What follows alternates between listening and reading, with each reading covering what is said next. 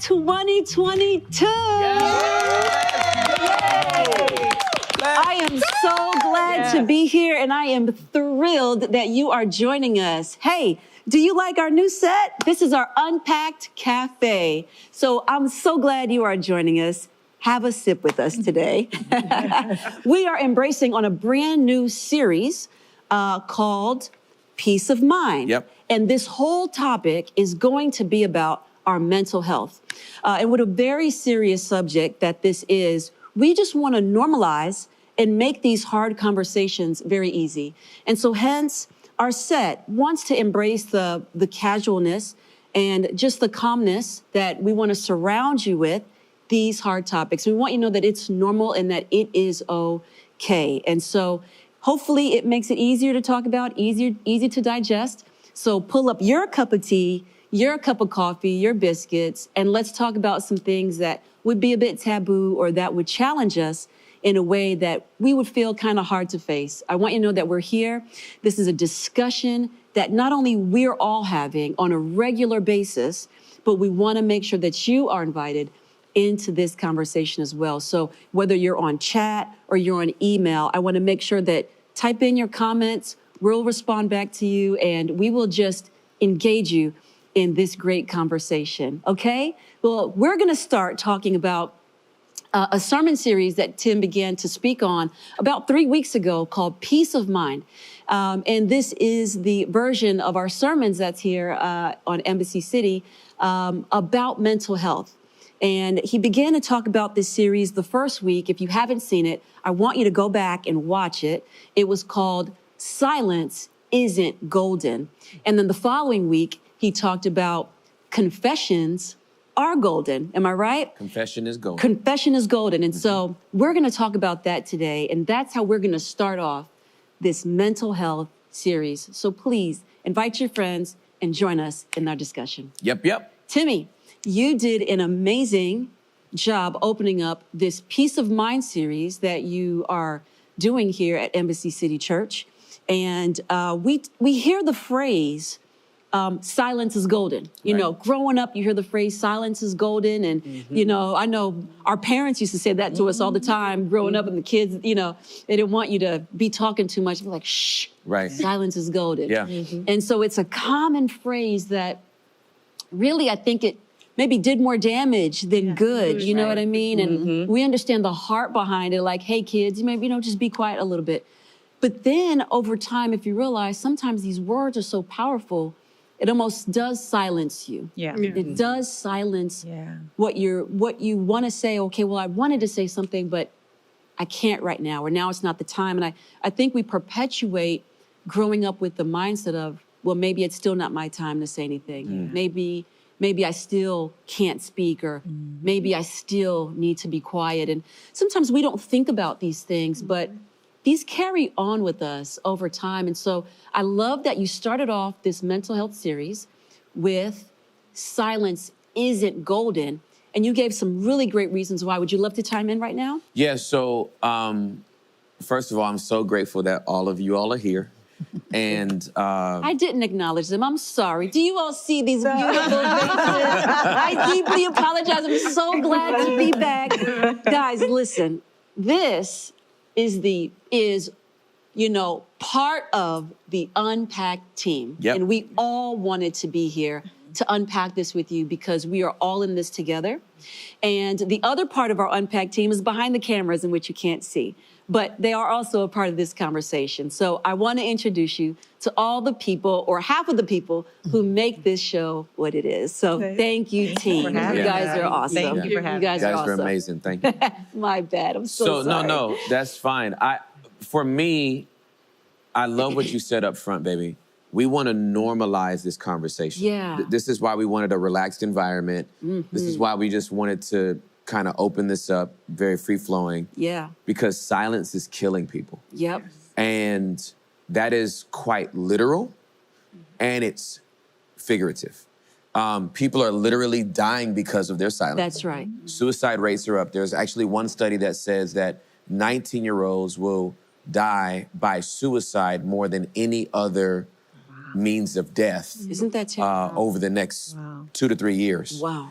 And we are in a Wait, mental health. Let's not rush by that fast. That's a very serious and quite specific statistic. Yep. Specifically 19-year-olds. Yep. That is amazing. So I want you to imagine someone's life at 19 feeling so complicated, so difficult. In this season. That their best option, which we know is a lie. That's right. Is not to be here anymore. Right. Yeah. Right? Such a deception. It's such a lie. So that's very, very sobering. Yeah, it is. And this typifies really what the world is going through. The impetus for this whole series was the fact that I feel like the last 2 years has been a pressure cooker for humanity. Yeah. And I feel like for some reason, intrinsically, I just felt like in 2022, the timer went off. And now that the timer's gone off,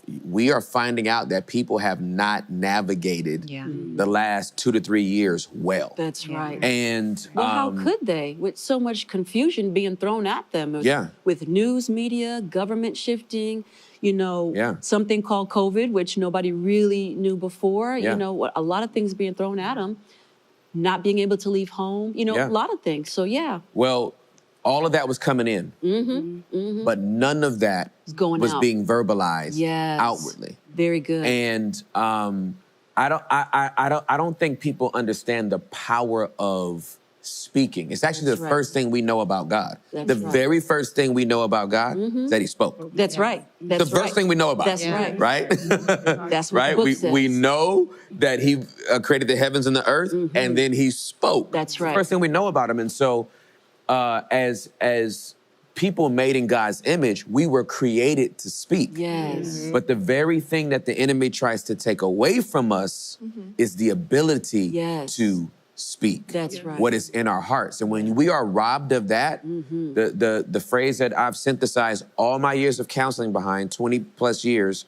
is whatever doesn't come up and out of your mouth through words, that's right, will come up and out of your body through action. That's right. That's and right. so we see a lot of people acting out because speaking out hasn't worked for them. That's right. That's right. It is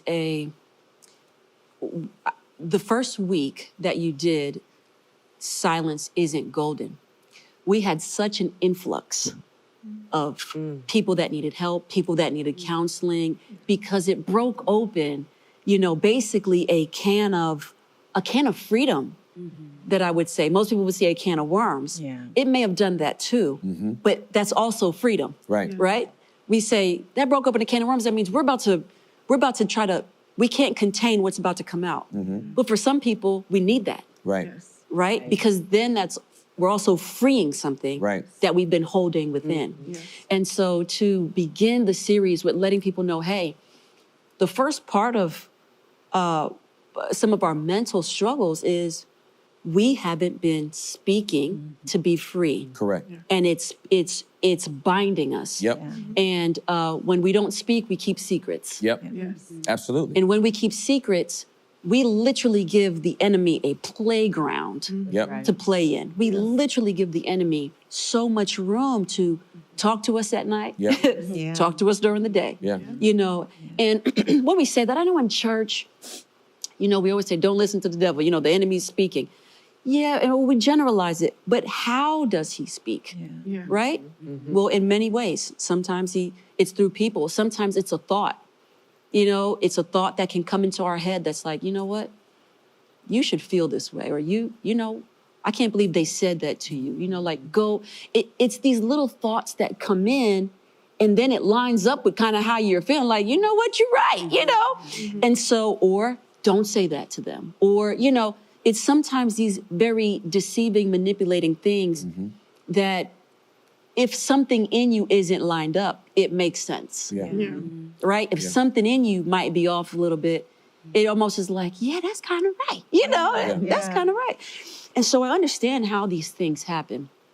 But when we keep secrets, we just also, on the spiritual side, allow the enemy to create room. Now, I want to make this disclaimer really quick before we go any further. And that is, none of us up here are doctors. None of us up here have any medical degrees behind our name. And so I want you to know that we're just having, I'm reiterating again, a conversation about this, and we are normalizing the spiritual side. We're normalizing what we've heard, and we are normalizing to have these conversations. But none of us are in no means about to give any medical advice or medical counsel. Okay? I just want to make sure I say that. Yeah. All right. Well, let me co-sign on that and say that none of us need it. For sure. What we are attempting to empower people to do is to actually get comfortable with speaking the real things that are on their hearts. Correct. In a safe environment where they will not be judged, their words can be contained, and if feedback is needed, they will invite it as opposed to it being given for sure, unsolicited.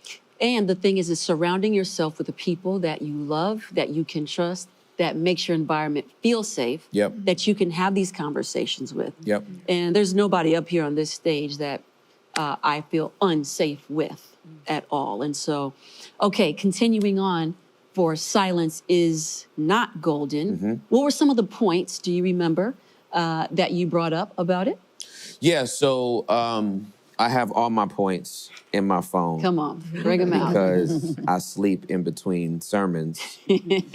But for that particular message, I had 3 points, which were silence doesn't acknowledge negatives, silence doesn't mention the good or the bad, and silence makes our thoughts louder.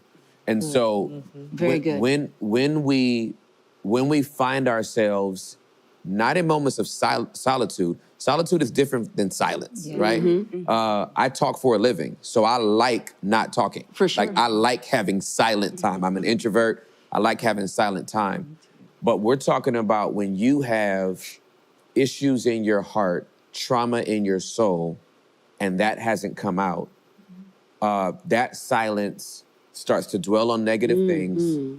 And as it starts to dwell on negative things, negativity grows. So if you're ever around a person that has nothing good to say, it's probably because they haven't ever discussed the bad stuff that they need to talk about. And so they stop seeing they stop talking about the good as well as the bad because they feel like there's never going to be resolve.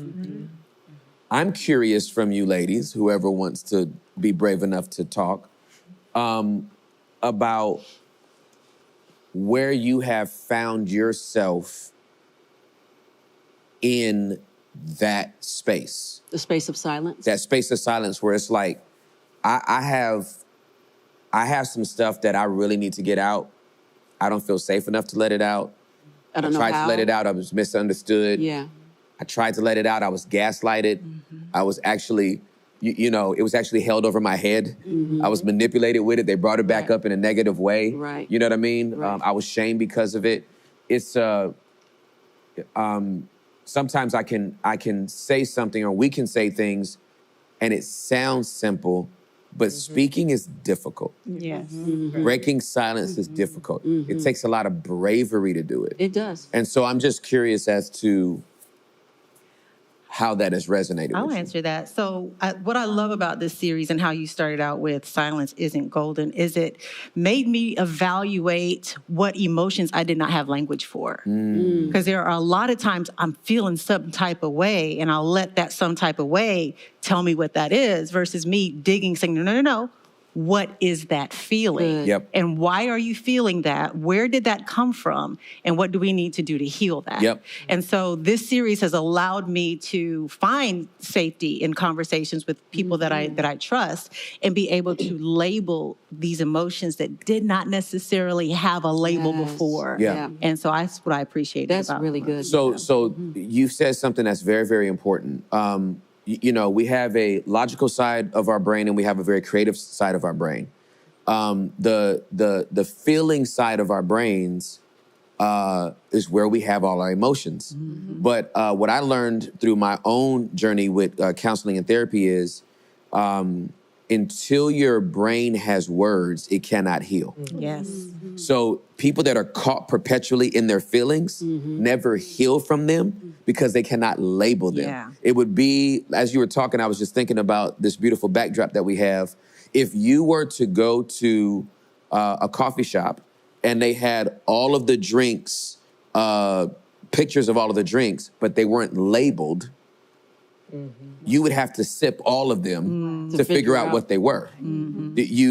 It's one thing to be able to know the ingredients. It's another thing to be able to name it something, right? This is a cappuccino because of what? This is a latte because of what? This is a soy chai because of what? Labels help you bring clarity. And so if you cannot give words to your feelings, you will literally be trapped in them. Absolutely. And that's how people wind up in depression, because they can never name what it is. They just feel it. Exactly. You know, it's interesting. When Tim and I first got together, and all of you probably know this, when we first started our very first ministry, it was called Breaking the Silence Ministries. And our little tagline was, "We break the sound barrier so that Christ may break the chains."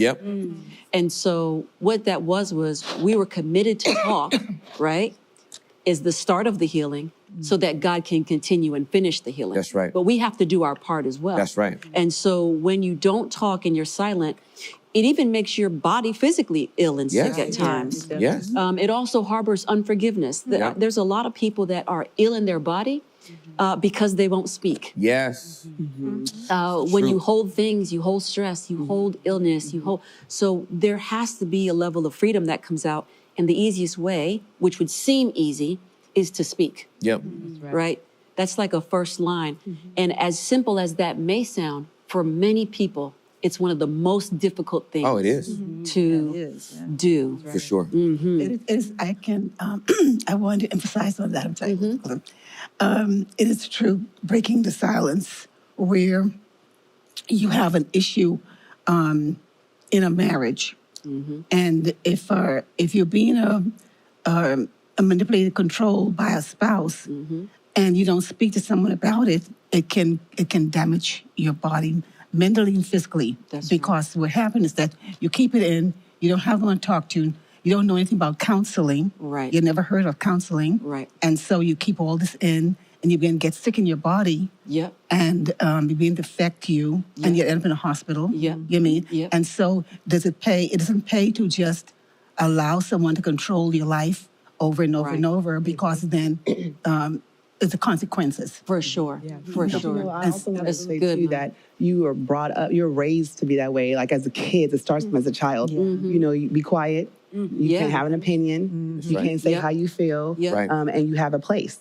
So you're taught that at a very young age, that even if you're upset, you can show it. And so I just want to piggyback a little bit off of what Tim was sharing as far as specifying the age 19, which really resonated with me, because I have a 19-year-old. And so who was going through depression and couldn't come up with the words to identify, Mom, this is what I'm feeling. And so he would come and talk to my husband and I, and he would just sit and cry. And I'm like, baby, just speak. It's just say something. And he was like, I don't know. I don't have the words. And so, and I didn't realize that in teaching him to be respectful, I hope I didn't mute his voice to be able to speak. And so I addressed that and I said, son, I hope that in raising you and teaching you to be respectful for others, I didn't mute your voice. And if I did, and that's the message that you got from your dad and I apologize, because I want you to let me know how you feel. And so I had to go back and think, how did I raise him? Because I parented from how I was raised, and how I was raised was, no, you can't have a voice. Although I didn't teach my son that, I just was, I wanted to be really mindful that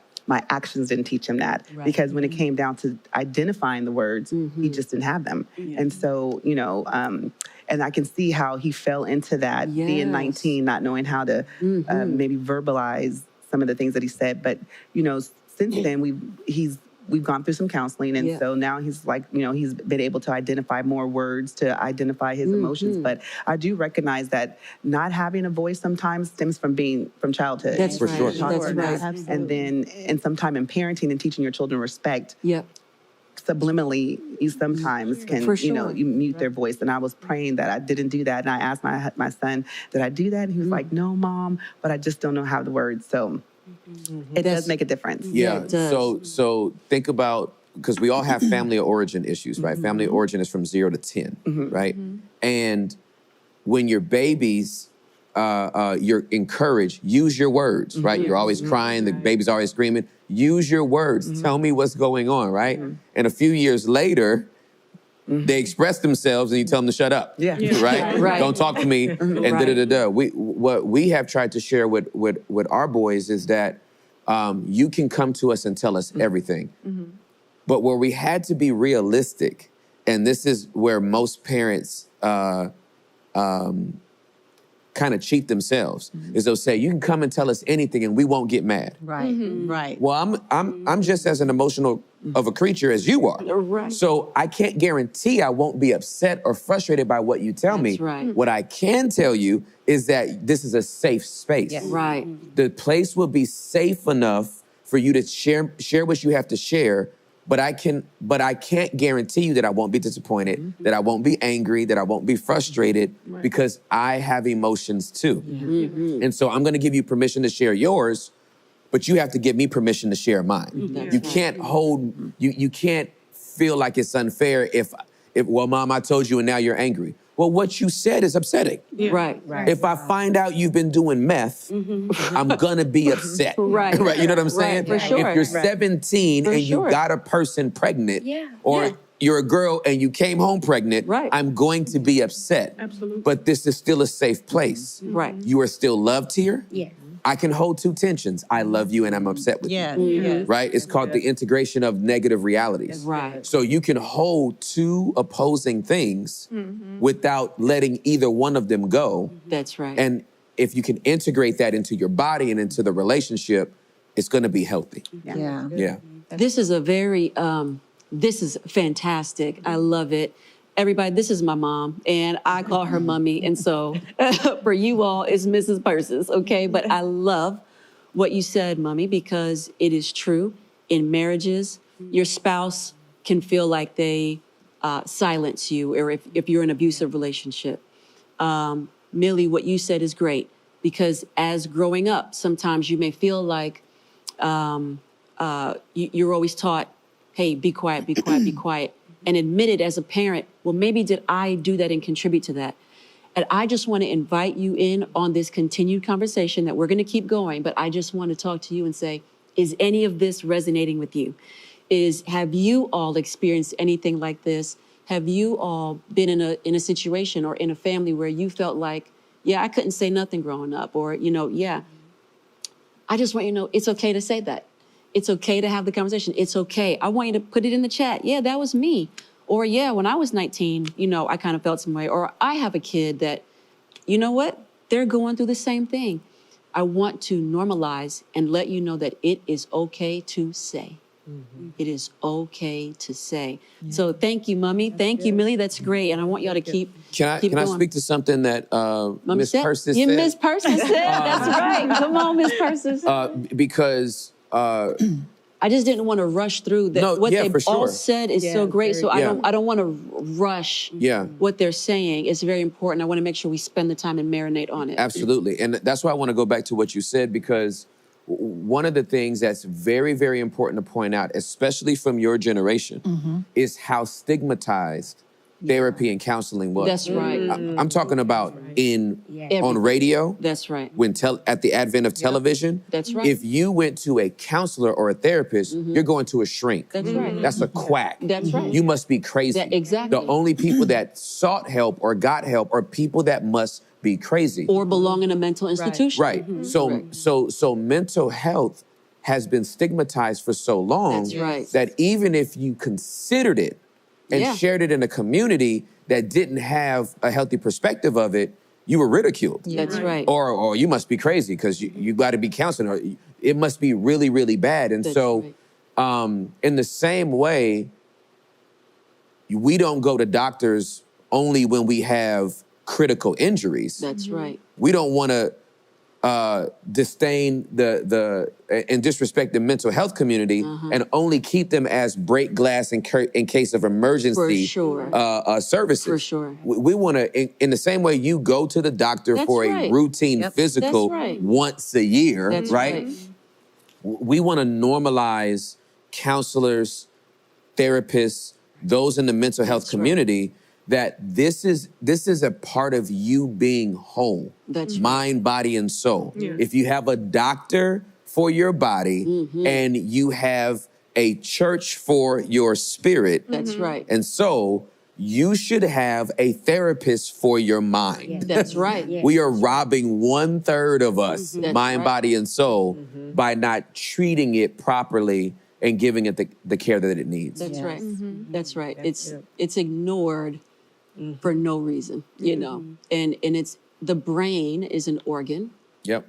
Like every other organ in your body, no different than a liver or heart, okay? The brain is also an organ that needs aid. Yeah, it needs attention. It needs help. It needs attention. It needs to be taken care of. It needs to be filtered out. You know, it needs all these things that the rest of our body does as well. But there's so many things. And I want you to know this is a conversation that we're not stopping. So even after this show is over, next week, we'll still be talking about this. Tim, so we've talked about what silence does to us. So now the second week after that, which was 2 weeks ago, you spoke on confessions are golden, okay? And so this is quite the opposite. So at first, it's silence is not golden because here's the effects of it, right? But now confessions are golden. So let's talk about what are the benefits of confessing, what happens when we do confess, and what happens when we don't confess, when we don't speak about things, what it costs us, what it costs others. Let's talk about that. So confession is golden. There's two parts to that. So part one that I addressed is verticality. There is a confession that goes between you and God. That's right. And part two is confession that goes horizontally one to another. Confession is golden. Part one deals with the verticality of our confessions to God. If we don't confess to God, and again, if we were not believers, I wouldn't even be bringing this up. For sure. Right? For if we were in a Rotary Club, if this was an Elks Lodge, For if this was just, you know, the Red Table Talk, then we would just be talking about how we're trying to meander through life, groping through the dark, trying to do the best we can as humans. Just trying to maintain. But we have a compass. We have an anchor. Right. That anchor is Jesus. That's right. And it changes the trajectory of how we deal with That's right. our lives. And so if we don't confess to God, there is no point confessing to each other. That's right. You can share your stuff, girlfriend, boyfriend, you know, what we going through, and hey, I'm just dirty. You know what I'm saying? I've been trying my best, but I'm just dirty. Well, no. Confession is truly about agreeing with the way God sees the way you should be living your life. Sure. And when you can get in his presence and say, all right, I've tried it my way long enough, my will, my way, That's right. my own behavior, my own actions, my own habits, my own likes and dislikes. I agree with you about the way I should be living my life. As tough as that may sound, I don't know what's going to have to change, but I now finally agree with you about the way that I should be living my life. Things start to change. Because we essentially finally make him Lord. That's exactly right. And when we do that, he guarantees us two things, according to 1 John chapter number 1, that he'll forgive us and he'll cleanse us. That's right. And there is, I've confessed a lot of stuff to a lot of people. They couldn't forgive me. That's right. They can forgive an action if I hurt them, but they couldn't ultimately forgive your soul. the sin. Yeah, for sure. Right? Forgive me as a sinner. Only God can do that. For sure. And then, no matter how much forgiveness I've gotten from people, I don't feel cleansed until I get it from God. That's right. Right? That's right. So that's number one, the vertical. It's number one. So the verticality is very, very important. And getting people, people that find it easy to confess to others have first found it easy to start confessing to God. That's good. If you can't confess to God, it's going to be hard to confess to people. That's right. But if I can tell God, I can tell you. That's right. That's it. And once I'm free, once I feel that forgiveness and once I feel that cleansing, I don't feel shame when I tell you. Because I've already been ultimately forgiven by the one who matters most. And received the forgiveness. And received the forgiveness. That's right. I would love your forgiveness, but it's not required. Right? I would love to continue my relationship with you. I'd love to be totally forgiven by you. But in the ultimate scheme of things, as long as that vertical is set, for sure, this horizontal is what I want to strive to get right. For sure. But as long as I'm forgiven here, right, that's what matters the most. Yeah. right. And so that's what that first message was really all about, is getting people to